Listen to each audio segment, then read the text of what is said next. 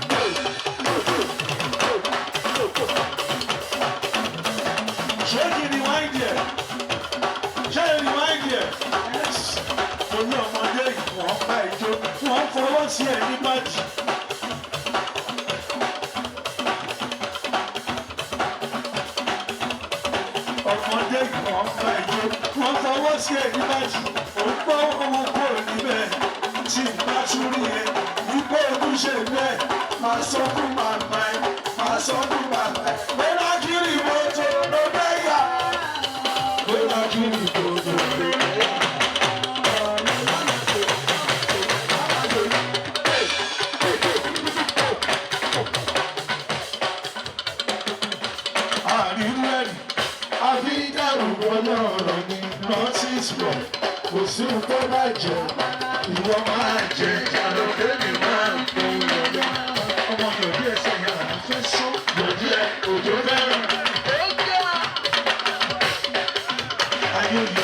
yàrá fi sún òdòdó ọmọ bọ́ọ̀lì ní bákan náà lè máa kọ́ ṣáìkẹ́ àní mọ́júmọ́jú mẹ́gbẹ́ ètò mímọ́ lójú abọ́lálẹ̀ ní àṣírí ìwò ń gbé ó ti lè kó àṣírí ìwò ní kílódé ó ti lè kójú ẹ̀ńdẹ̀kẹ́ àṣírí ìwò àbújí connection ní gbogbo ewé lè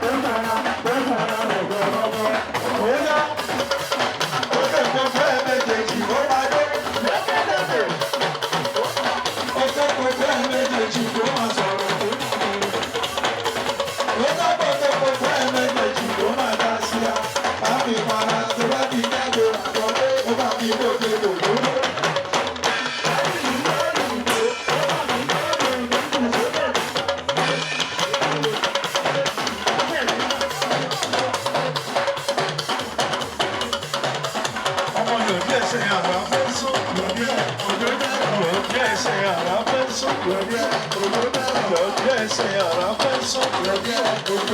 Yọ̀dí ẹ̀sìn àkọ́ sún. Ọmọ tí bá kọrin fún ẹ, wàá kó sára.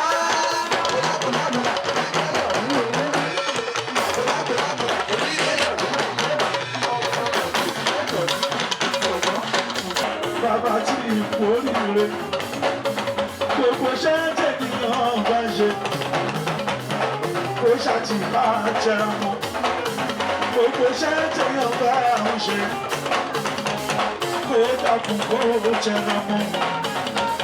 Bóyá tó bá di ìlọ́la, á di ìbílẹ̀ ọ̀nìyà, àníyàn lọ́lọ́run ló máa hù.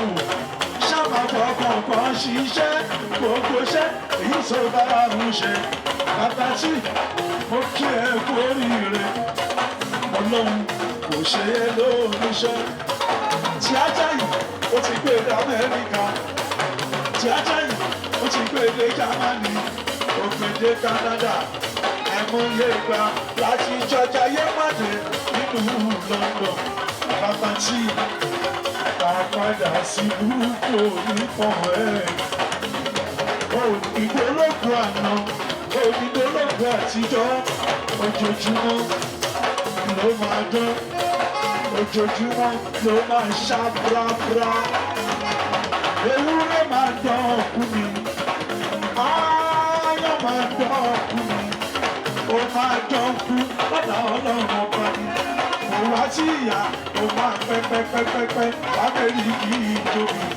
Ó ní kú sọ́nà bí èéfì títí ẹ ò ní ṣòro ṣe. Bàbá tí sori pé wọ́n rògùn ẹ̀ ṣe, wọ́n rògùn ẹ̀ ṣe.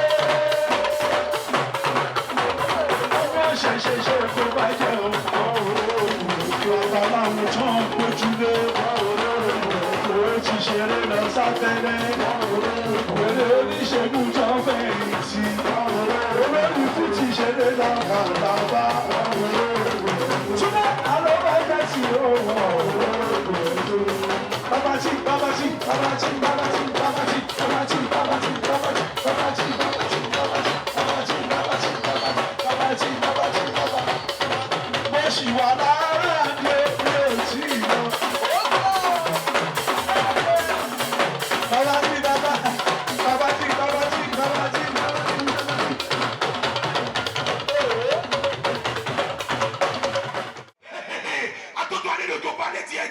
Amala Feniva, Amala Kaniva, Tikanizilu Ibadan, Volume 1, I say, the Trans Amusement Park, Amala Kaniva, Amusement to Kwabe Yabayaski, Mafire, Bapare, Mukare, Igore, Vidare, Imure, Kondomure, Amala Kaniva, grab your copy now. Over the 40 delay, only for Milan, a category picture, Ebamira, Akara, Ebami, Amala Kini, Amala Kaniva, Amusement to Kwabe Yabayaski, another laugh for Lukia. Oṣooṣi ìdínkù ṣọ́ọ̀kì bàbá no nẹ́tíwọ́ọ̀kì tí ó pọ̀ kọ̀kọ̀ Amala Kini Amala Kaniva ẹ̀rọ bọ̀ ẹ̀rọ àwọ̀. Gbẹ̀sẹ̀ báàlẹ̀ ọ̀gẹ̀ lórí ẹ̀sẹ̀ ojú mi ló gbọ́ lórí ẹ̀sẹ̀ ojú bá ọ̀yà èyí wà lábàá torí bọ̀lọ̀ lórí bá ìrọ̀lẹ́ lè máa ń wẹ̀. Alẹ́ lè máa ń fà, ìrọ̀lẹ́ lè máa lẹ́bí ẹ̀sẹ̀, alẹ́ lè máa ẹ bá rí pàrọ̀ nínú pátákọ̀ ọ̀sẹ̀ kan ẹ ti sọ ní. Ọ̀yá lẹ́bí bẹ́ẹ̀ ṣe bá tèmi bàlàbàlà tèmi wẹ̀lẹ̀wẹ̀lẹ̀. Aláfẹ́sí ìgbà lọ́wọ́lọ́wọ́ ẹni òkúrò kó gbọ́dọ̀ tó ọmọdé. Àwọn ẹ̀jáyé Amala Festival, àwọn ẹ̀jáyé Amala Festival, ayédáyé Amala Festival. Amala Festival, Amala Festival.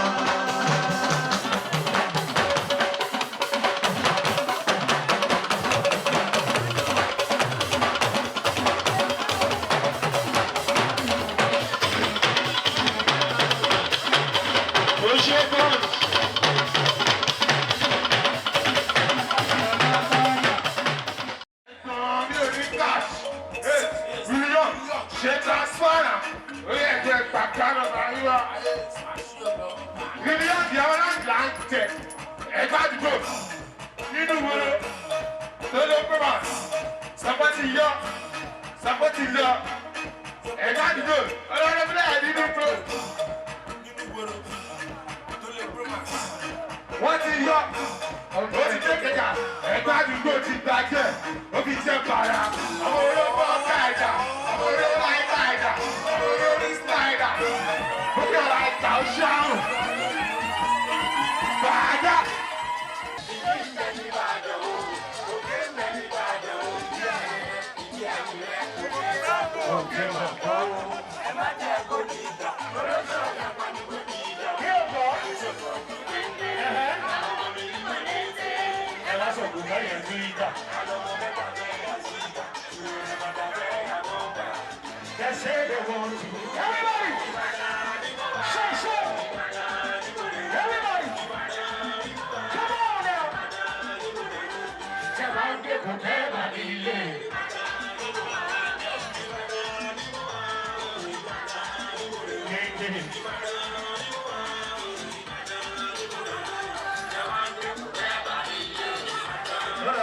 Let's see after they press my phone.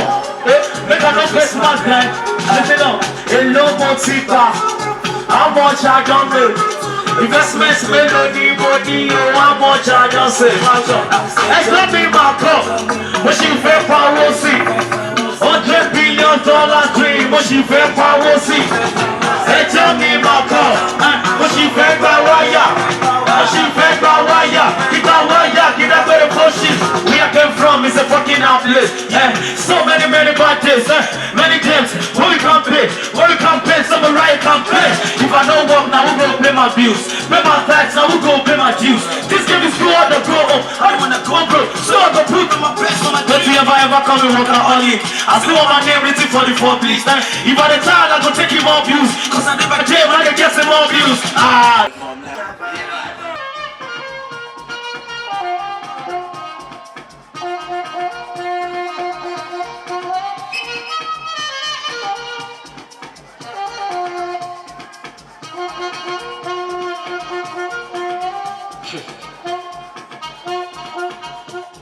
Oh shit.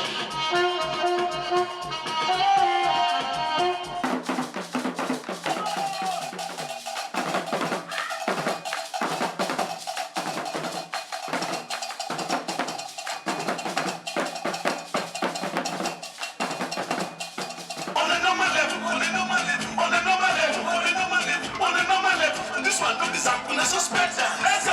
One leg forward, one leg backward. Stay and south. Shake your head. Let's go. No suspense. Bá ti fọ́mọ Ìbàdàn, but wọ́n ti máa ń jowú jù. Any small thing don't touch me, ara tèmi dẹ̀ ti máa ń kó jù. Ṣé ibi tán kó jẹ́ ń gbòòrò tí wọ́n lábí fún jù? Ni wọ́n lanu sọ pé nǹkan ọmọkùnrin mi ti kúrú jù. Ladies wọ́n fẹ́ràn mi, wọ́n àdẹ̀ kí fi mi ṣeré. Sórí tí n bá fi sí fún wọn báyìí, wọ́n ní òní kú ní kékeré. Làdúrà tó máa ń ṣe, tọ́rọ gbádùn mi bí ìpèkèrè. Wọ́n tún máa ń ṣàdúrà fún nọ́ọ̀sì tó dákó mi ní kékeré. Me, I go give you what? I don't go even bother cook your beef. I go eat you up. Olówó ọ̀fàríwó mi ò fẹ́ stress you.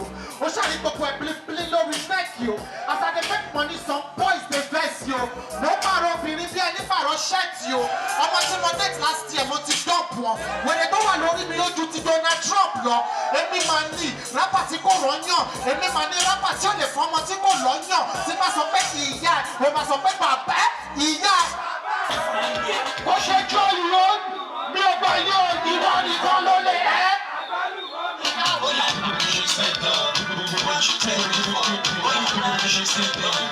Ẹ fine girl bó ṣe jó yìí ó ṣe kí ni ìwọ nìkan ló lè ẹ́.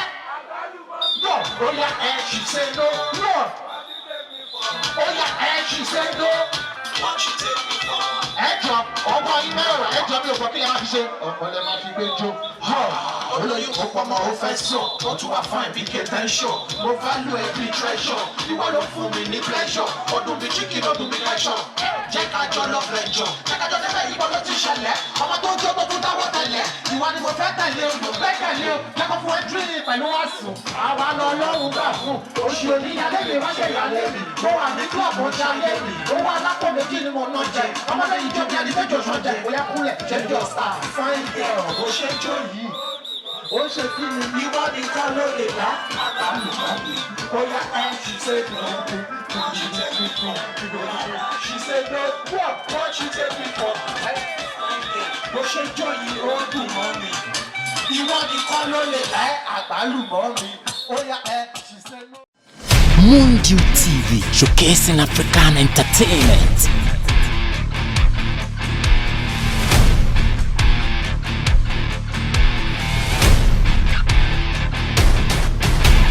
Moondew TV, showcasing African entertainment.